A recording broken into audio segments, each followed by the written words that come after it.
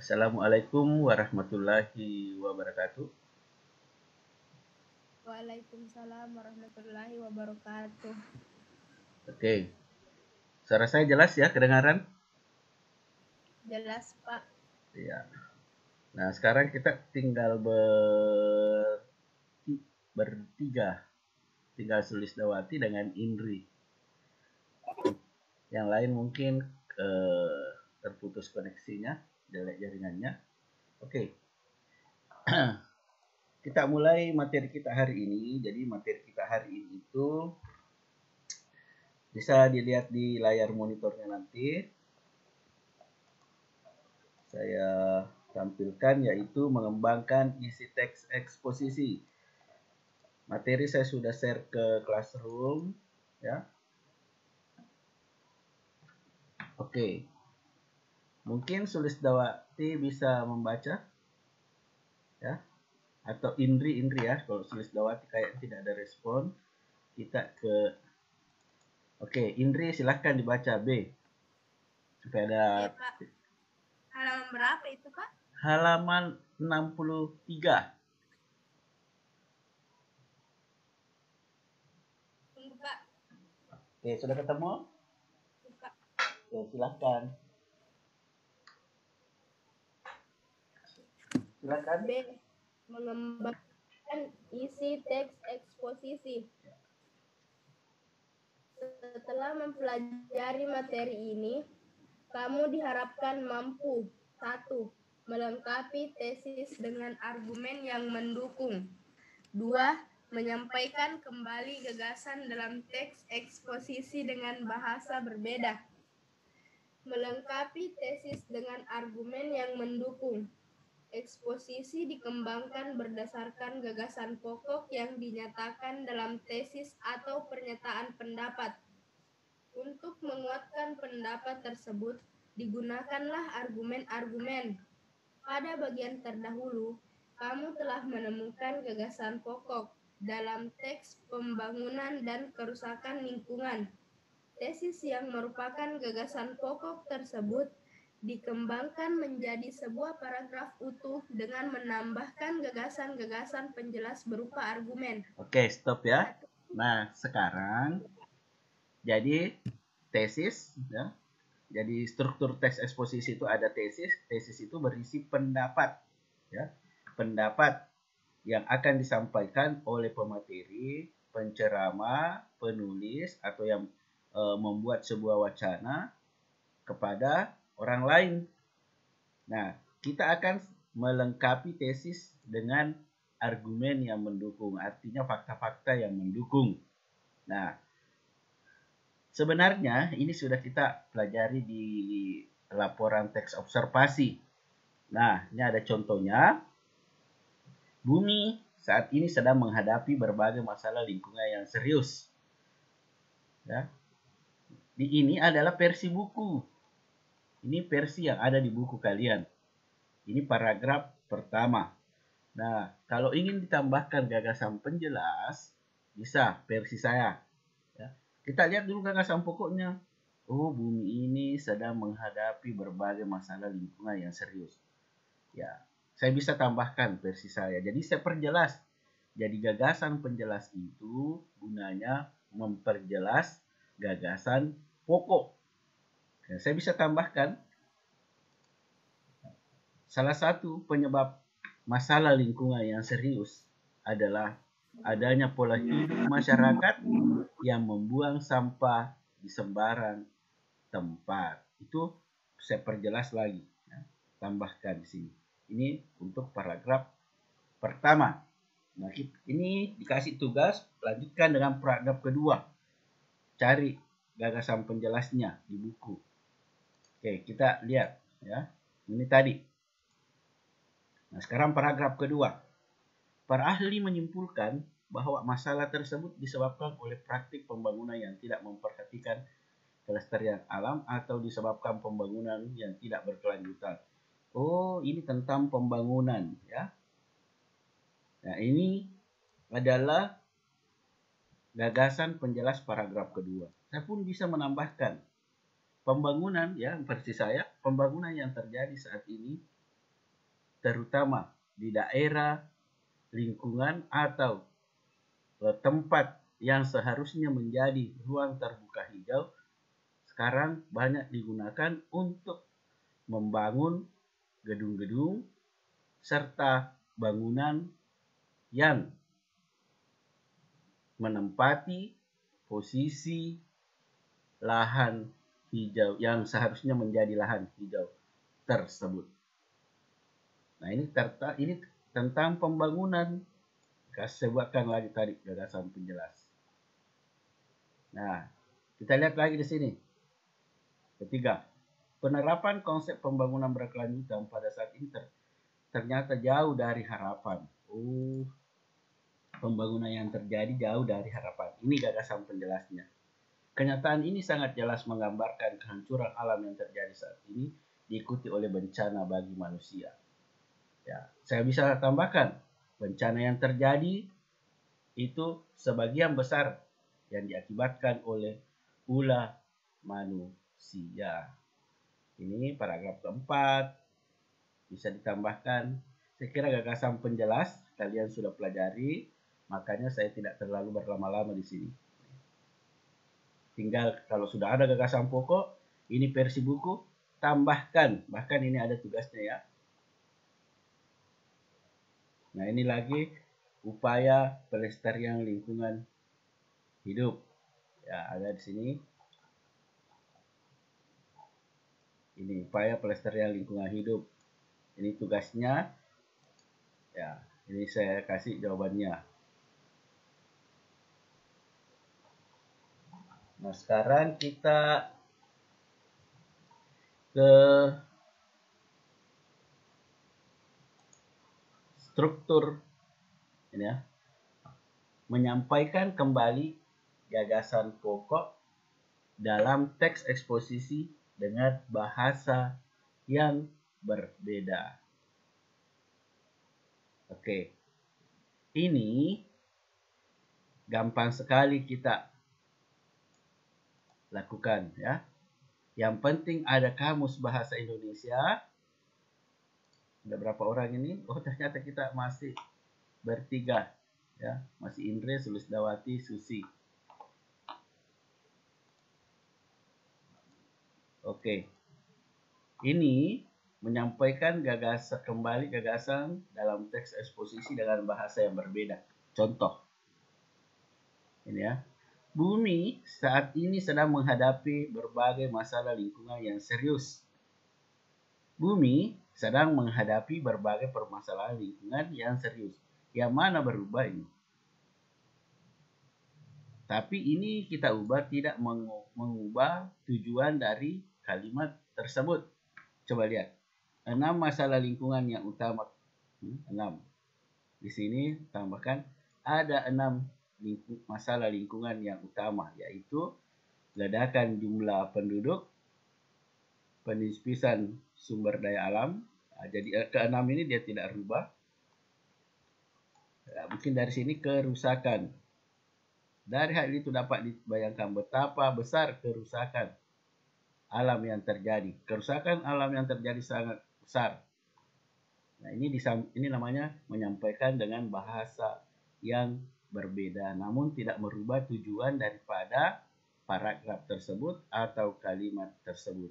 Ini kita cukup bermodalkan kamus bahasa Indonesia, mengganti dengan sinonim yang menyerupai, kemudian kalimatnya tetap tertata dengan rapi.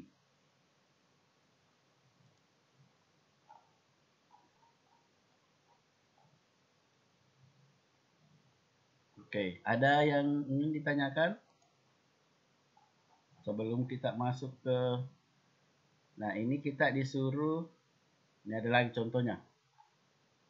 Permasalahan seputar lingkungan hidup selalu terdengar mengemuka. Kita lihat, permasalahan lingkungan hidup selalu menarik perhatian banyak orang. Ini. Kejadian demi kejadian, bencana alam yang sering terjadi di Indonesia menimbulkan kerugian. Kejadian demi kejadian yang dialami dalam negeri telah memberi dampak yang sangat besar, tidak sedikit kerugian. Jadi ini cuma disampaikan dalam bahasa yang berbeda. Oke? Pak, Ya. Apa? Pak, Silakan. Ada yang mau ditanyakan? apa juga artinya, Pak? Apa? Disampaikan dalam bahasa yang berbeda tapi sama dia artinya, Pak. Iya, betul sekali. Misalnya toh, saya kasih contoh. Pak Zainal sekarang sedang mengajar bahasa Indonesia kelas 10 IPS 2. Nah, kamu sampaikan ke temamu, di kelas 10 IPS 2 ada Pak Zainal sedang mengajar. Paham? Oh iya, Pak. Ya. Paham, Pak. Cuma disampaikan dengan bahasa yang berbeda, tapi tidak mengurangi tujuannya. Oke, pertanyaan Iya, yang Pak. bagus sekali. Oke, kita kembali ya ke. Nah, ini lagi. Menelah struktur kebahasaan teks eksposisi ini saya sudah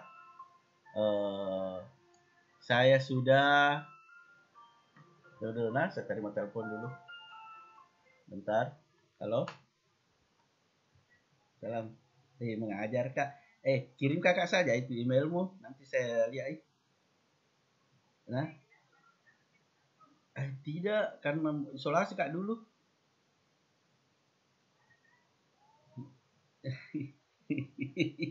Tuh. Iya. Kenapa? Iya, masuknya waktu tidak. Iya. Tapi ketati juga di bandara dengan Jakarta, jadi ya artinya cuma nemu aja loh. Toh. Iya. Sudah mantap sekali, malahan dianjurkan bila ada anak menjangkut ke sini.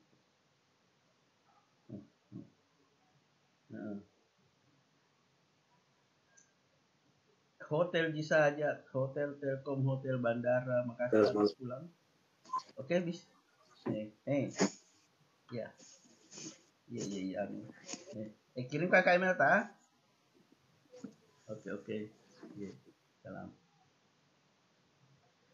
Oke. Saya maaf karena tadi ada guru agama menelpon menanyakan kabar saya, kamu sudah di mana? Ya, saya sudah di Sidrap. Kemarin melakukan perjalanan ke Jakarta dan saya harus diisolasi. Oke, kita ke ini ya. Ini struktur teks eksposisi itu, struktur teks eksposisi sudah saya jelaskan di pertemuan awal, yaitu ada tesis atau pernyataan pendapat, ada argumentasi, dan ada penegasan ulang. Kenapa saya simpan ini di awal? Karena ini akan terus dipelajari pada setiap materi berikutnya. Jadi tetap saya gambarkan di sini. Ya. Ini sudah saya jelaskan ini. Nah, ini sudah juga tesis atau pernyataan pendapat. Ini. Kemudian argumentasi itu ada argumentasi 1, ada argumentasi 2, 3, dan seterusnya. Nih.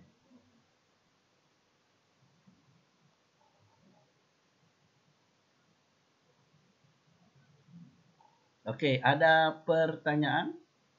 Sampai di sini ada pertanyaan?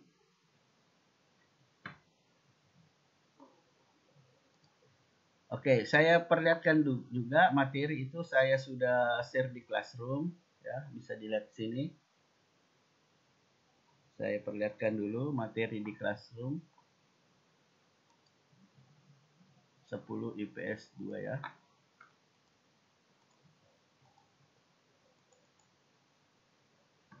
Pertemuan ke-16 mengembangkan. Silahkan disimak, ada video juga di situ. Ada 2 video. Ini video juga nanti akan saya kirim di Classroom. Ini. Oke, mungkin masih ada pertanyaan. Sebenarnya ini materinya maksudnya sudah dijelaskan di materi-materi sebelumnya, bahkan sudah dijelaskan di paragraf-paragraf setiap wacana yang kita jelaskan.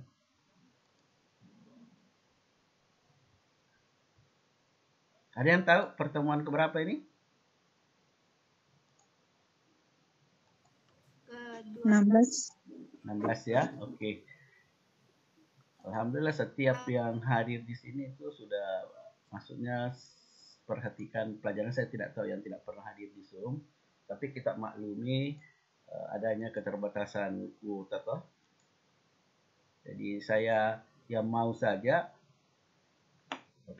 silahkan bergabung. Baru ini kan selalu saya rekam, berarti aktivitas kita bisa dilihat kembali oleh temannya. Nah sekarang buat menghadapi tugasnya yang kedua, silahkan seperti biasa buka buku yang dalam map itu, mulai bikin sebuah wacana teks eksposisi ya. Jadi mulai sekarang silahkan buka bukunya cara membuat wacana teks eksposisi, karena nanti ada tugasnya juga tidak susah ya. Tugasnya seperti biasa, membuat wacana, kemudian cari argumentasi, tesisnya, tentukan tesis, tentukan argumentasi 1, 2, 3, kemudian rekomendasi. Oke, ada lagi pertanyaan? Oke, kalau tidak ada pertanyaan, boleh nyalakan kameranya semua untuk saya absen.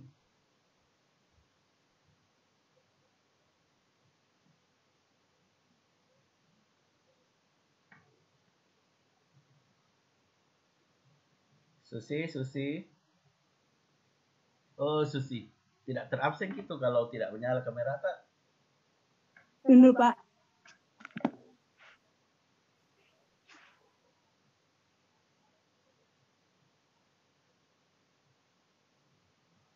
Oke.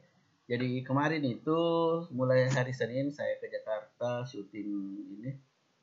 Ada acara. Jadi sekarang saya nggak boleh ke sekolah, nggak boleh bertemu keluarga. Ya boleh keluar tapi jadi saya isolasi mandiri dulu selama 14 hari. Tapi kalau waktu di Jakarta saya cuma di hotel, studio, syuting. Setelah itu selesai.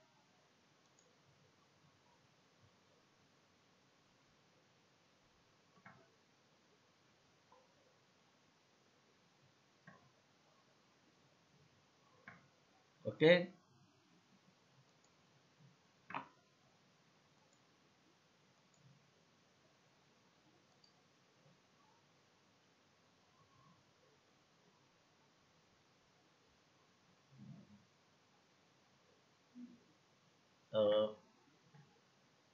Tadi terputus.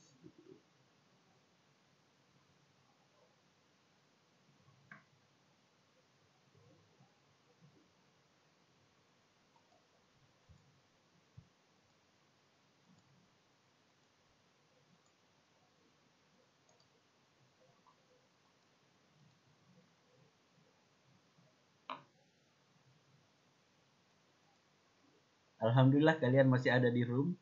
Halo, bisa dengar suara saya? Bisa. Maaf, tadi Bisa, koneksi internet saya terputus. Alhamdulillah kalian tidak terputus. Jadi silahkan nyalakan kamera tanah, saya absen. Halo, nyalakan semua kameranya. Baru kita absen, baru kita tutup. Putri Ramadhani, Susi.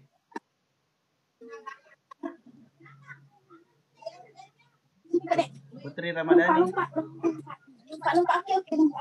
Putri Ramadhani, nyalakan Ki. Oke, saya absen. 1, 2, 3.